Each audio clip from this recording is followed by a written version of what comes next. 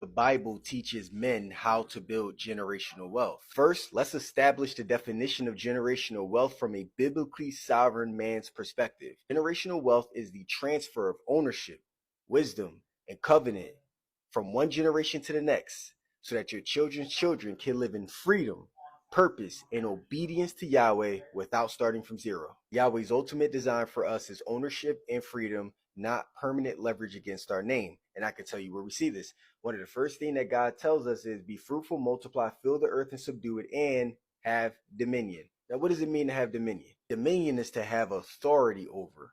So that poses the question, how can you have dominion if you're also in debt?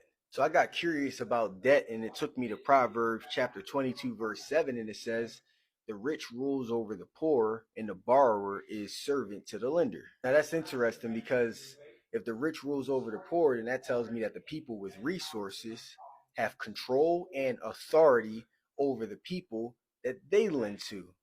But we just talked about the definition of a dominion, and dominion means to have authority over, and the people who are lending are the ones who have authority over the one who is borrowing. And then it goes, and the borrower is servant to the lender. So I researched borrower, and by definition, it means that you're binded to someone through debt.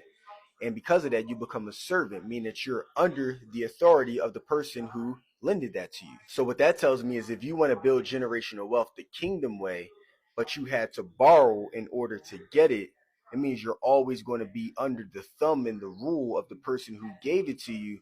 And it's the direct opposite of dominion and true freedom, which is what Yahweh said that we should have. So that brings me to a point.